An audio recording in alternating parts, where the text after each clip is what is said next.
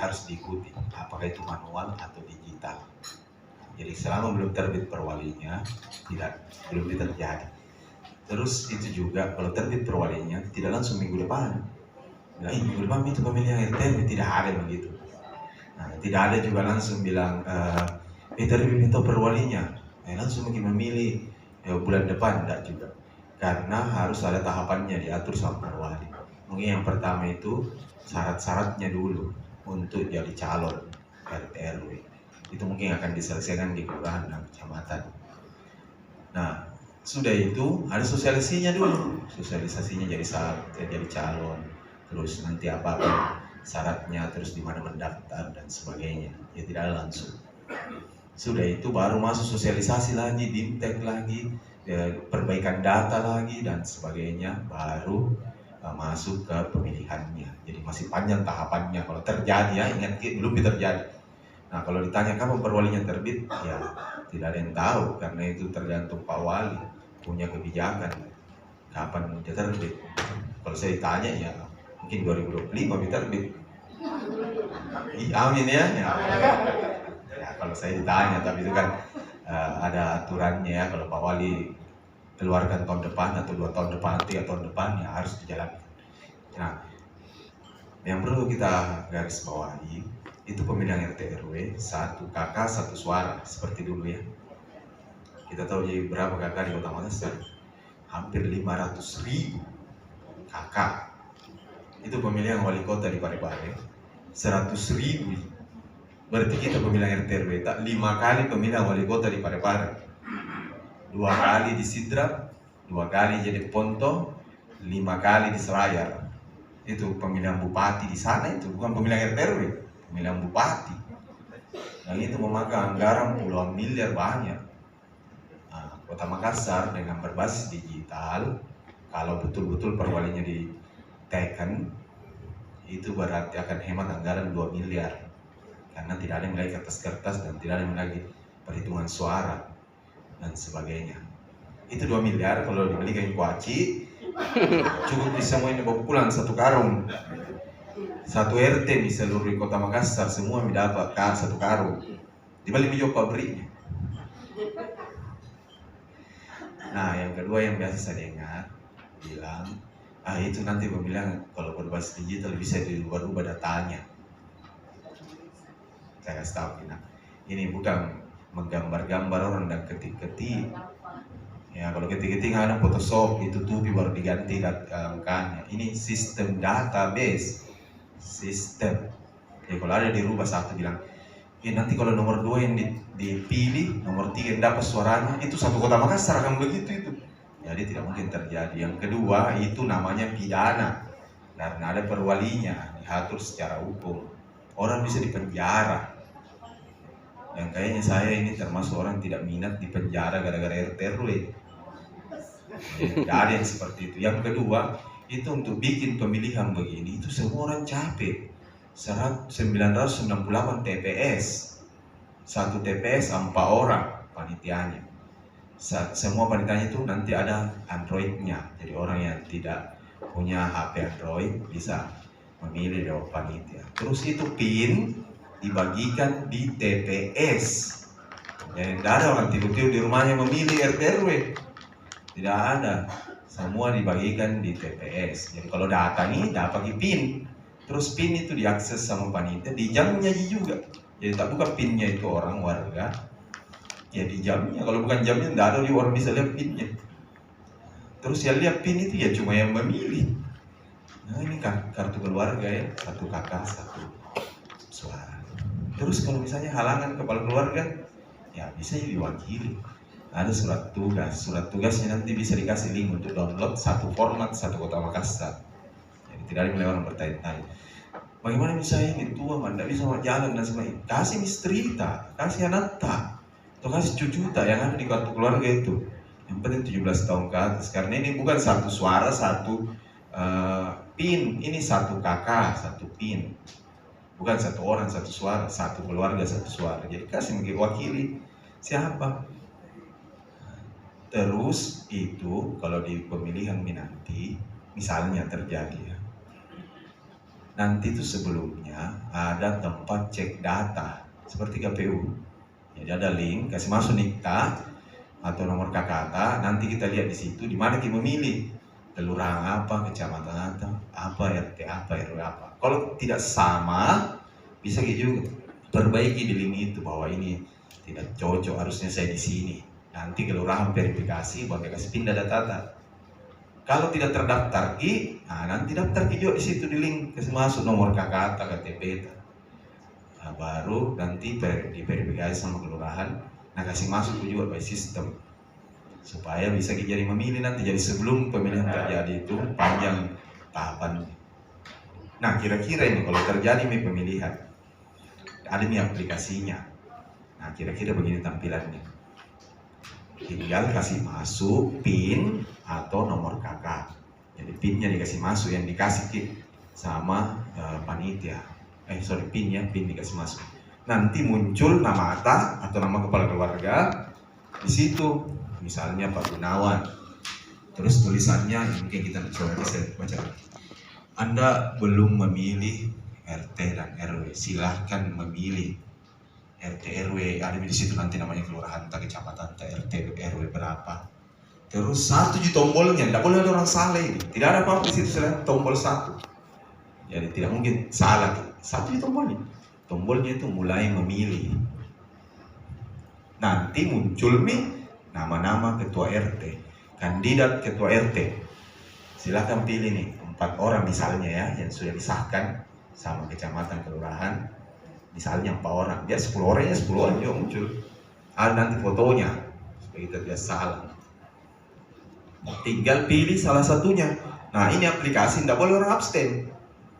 Bila tidak memilih, datang kita tidak memilih. Atau datang ini, atau sompampa. Seperti kalau di manual ya, pilih empat, ketemu kita pilih ya. Iya, saya pilih RT. Ketemu lagi calon ketua RT yang 1, teman tak, lawan tak, kita pilih, saya pilih juga. Nah, ketemu yang apa-apa, dia bilang, iya saya pilih semua. Dan tidak bohong tahu, dia pilih. Nah, tusuk semua apa-apa. Karena sudah kita kasih minyak, toh, beras, dan sebagainya. Ya, kita ahlinya itu semua. Terus setelah kita pilih ini, namanya ketua RT yang kita mau, itu ditanya lagi aplikasi. Apakah Anda memilih Pak Andi sebagai ketua RT Anda di kelurahan ini, kecamatan ini, RW ini, RT ini? Nah, tanya lagi aplikasi. Betul juga kita pilih. Kalau tidak, berarti kembali kita ada lagi pilihan. Nah, kalau ya lanjut. Nah, muncul lagi kandidat ketua RW. Siapa kita pilih RW? Kalau 1 kandidat ya 1 muncul. Sudah itu, tanya juga aplikasi. Betul kita pilih ini sebagai ketua RW? Oh, RW. Ya. Sudah itu kita harus kasih masuk selfie. Kalau ada aplikasi ada mata mengerti gitu maksud. Ya, kita kasih masuk foto selfie. Ini foto tidak dibuka dan sebagainya. Ini buat jaga-jaga kalau ricu nanti. Ya, ada protes-protes toh. Kenapa bisa begitu suaranya dia dan sebagainya. Nah, itu protesnya juga harus jalur resmi. Bukan berarti kita angkat meja langsung dibuka data ya. Tidak, ada cara protesnya nanti dibikin secara resmi.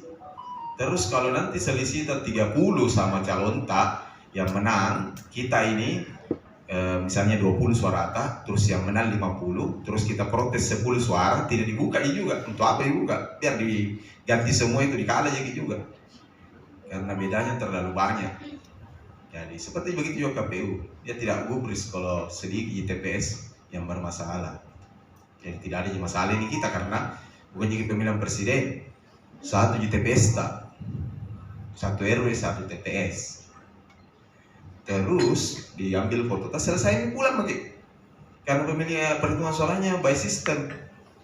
Nanti setelah misalnya dibilang perwali jam 2 harus diumumkan. Nanti jam 1 misalnya ditutup semua dari orang bisa memilih. Jam 2 diumumkan 1 kota Makassar diumumkan.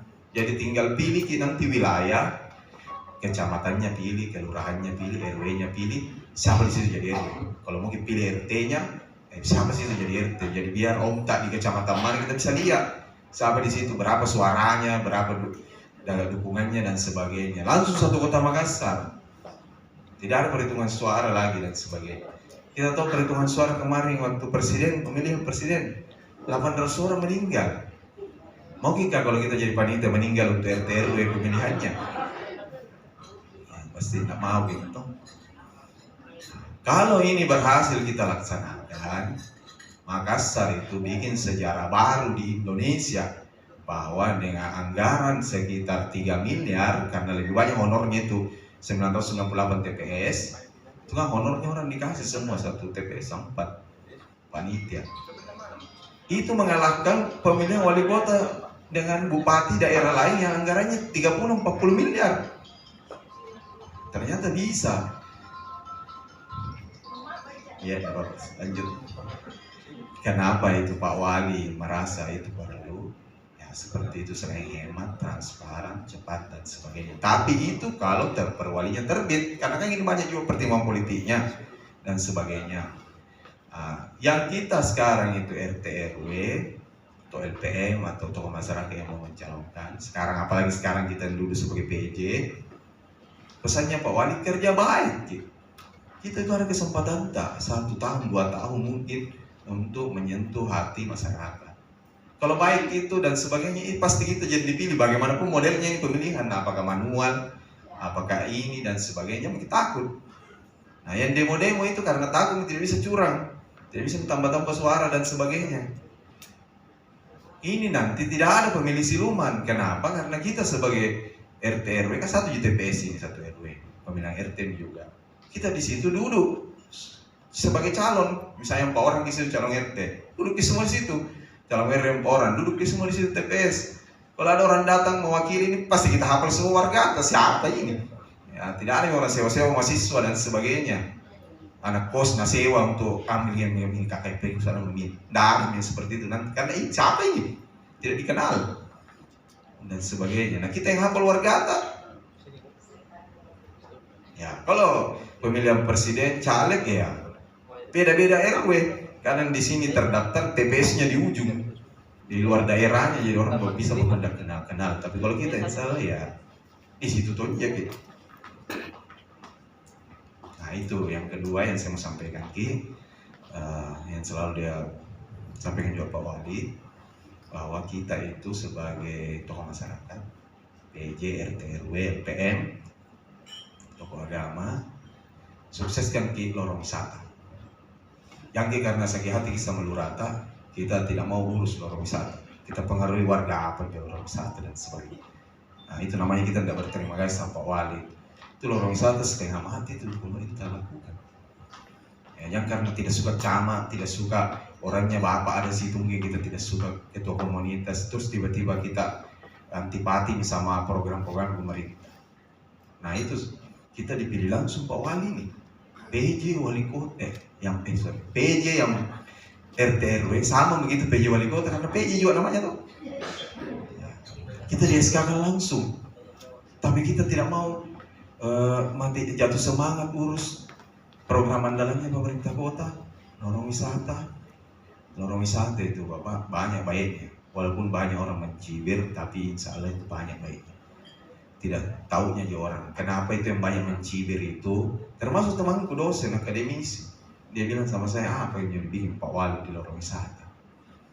Jadi saya tanya gitu, pernah tinggal di lorong? Oh, udah pernah, dari kecil ke saya sampai besar di perumahan.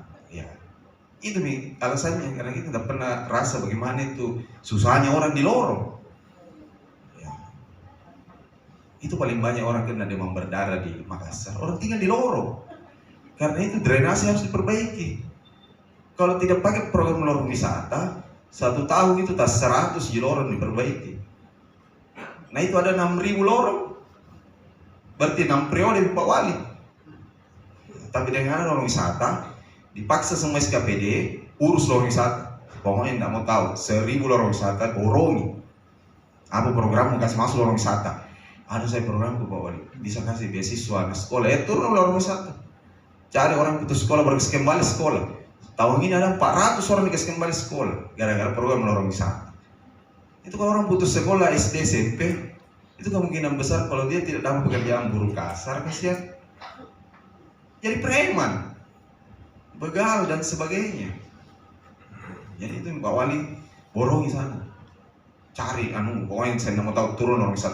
Itu menengah ke atas tidak usah diurus pemerintah. Baik-baik gitu. Nah itu yang protes-protes kebanyakan menengah ke atas, akademisi dan sebagainya kan tidak pernah rasa susahnya orang hidup di lorong. Itu di lorong Bapak Ibu, tidak mungkin ada swasta mau perbaiki, tidak untuknya. Kira-kira